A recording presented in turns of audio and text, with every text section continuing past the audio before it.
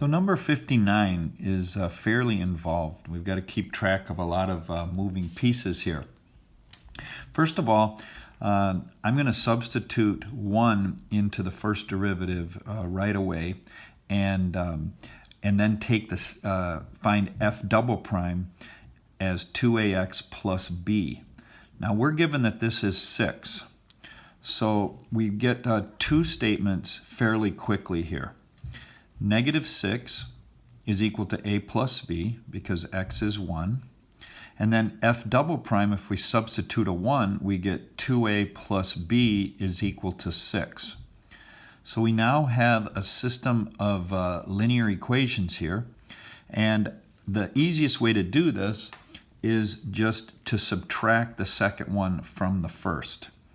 And if we do that, then we'll get negative 6 minus 6.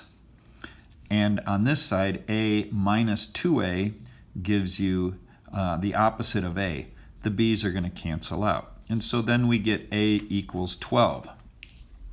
Now, if we take a equals 12 and substitute it, then we'll get that b is equal to negative 18.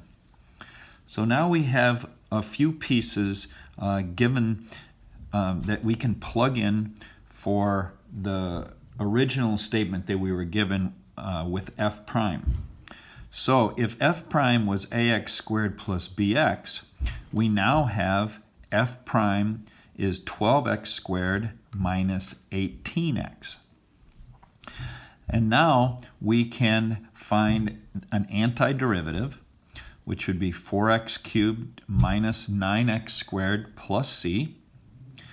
And then we'll use the last bit of information in the third part. So we are now going to integrate f of x from 1 to 2. And so we get x to the fourth minus 3x cubed plus cx. And then we're going to integrate, we're going to evaluate from 1 to 2. So now when I plug in these values, 2 to the fourth gives me 16, 2 cubed is 8, and then x is 2, so we get a c here. And then when we plug in a 1, we get 1 minus 3 plus c. And we're told that that's equal to 14. So if we cancel out all, or we simplify this expression, we will eventually get that c is equal to 20.